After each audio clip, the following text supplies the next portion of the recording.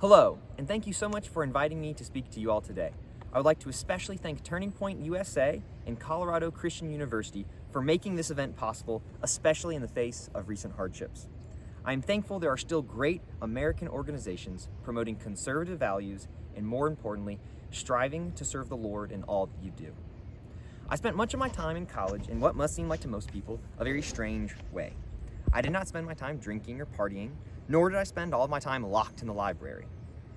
Rather, I was a leader in a youth ministry and would spend my time driving nearly 30 miles away to a small town to spend time with high school students, to serve as a role model, a friend, and most importantly, a trusted voice that could share the gospel with them.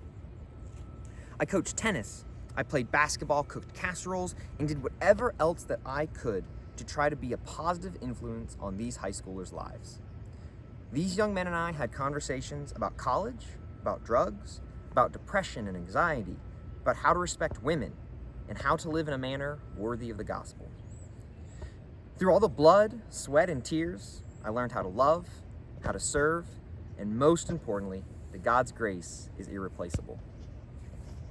Grace is so foundational and so important that I want to explore this first. Grace can be a difficult concept for us to wrap our head around. Grace is not earned or deserved. It is not self-serving or self-interested. It is just the opposite. Showing grace is the act of loving someone when they deserve it least. God tells us that we do not have to be perfect to be loved. We do not have to be perfect to be a part of His plan or to do His work. Abraham, Moses, David, and Paul are all great examples of this. This is, of course, a great relief to me. I am typically impatient, sarcastic, and somewhat argumentative. But the truth is that no matter our faults, and we all have faults, we still have a role to play. Perfection is not a prerequisite to be a force for good in the world. So what then is our role in God's plan? In Genesis 1 and 2, we see that men and women are created to be God's image in the world and to be the steward or manager of the garden. I think that we can fit almost everything we need to into this overarching vocation to steward God's blessings. This is what Jesus was talking about in Matthew 25 with the parable of the talents. It is common to hear to be good stewards of our finances, but what about all of our other blessings?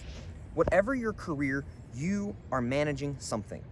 As a teacher, you are a steward of our children. As a doctor or nurse, you are a steward of our health. As a soldier, you are a steward of our nation's defense. This even applies with our relationships with others. As a parent, you are responsible for raising your children. As an American citizen, and especially as an elected official, it is your responsibility to be a good steward of our nation. Our founders understood that as stewards, they were not perfect, and importantly, in need of grace.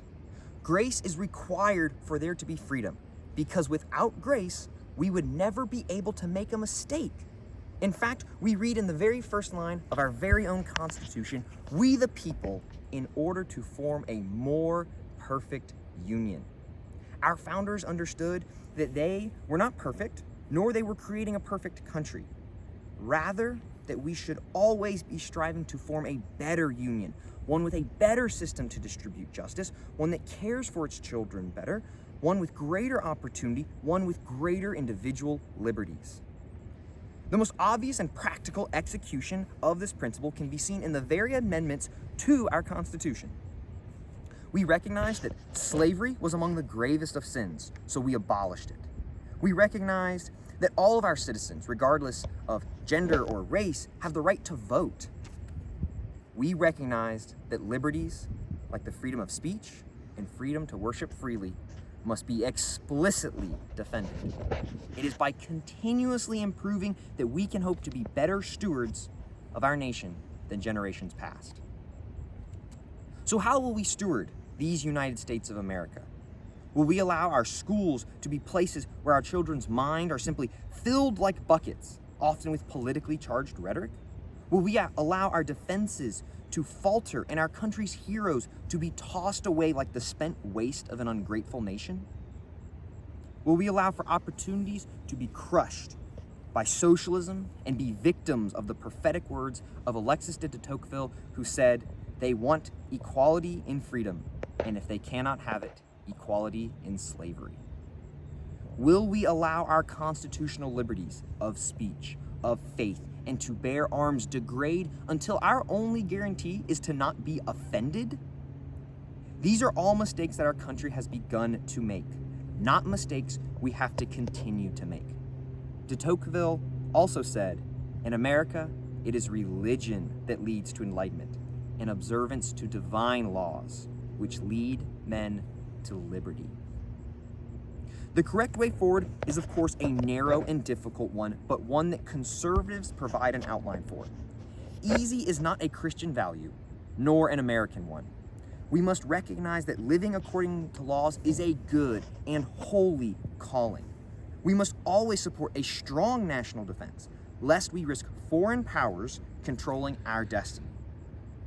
We must steward our natural environment and health with modern infrastructure, support for farmers, and reasonable regulations, not impractical Green New Deals. We must elect officials and appoint justices that recognize and defend family values and religious freedoms. For morality without God is simply an opinion. We should know beyond a shadow of a doubt that free markets are the only way to a strong economy, the greatest source of opportunity, and thus the best way to end cycles of poverty and welfare dependency. We must defend the strength and richness of our republic with strong, honest debates and free elections, never yielding to those who want to limit our freedom of speech. We must remember that we are a nation founded on separated powers, rich federalism, and limited government. These are policies that the United States government can pursue to be a godlier nation. This is because these policies promote liberty. Liberty is the subtle link between grace and stewardship. Romans 6:6 says, "For we know that our old self was crucified with him so that the body ruled by sin might be done away with, that we should no longer be slaves to sin." Galatians 5:1 says, "For freedom Christ has set us free. Stand firm, therefore, and do not submit again to a yoke of slavery." God gives us freedom to be better stewards and the responsibility of stewardship to be more free.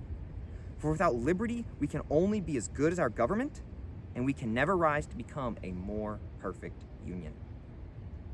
It is our responsibility to use that liberty, not just to be citizens of the shining city on the hill, but ambassadors for Christ, a conduit for God's grace.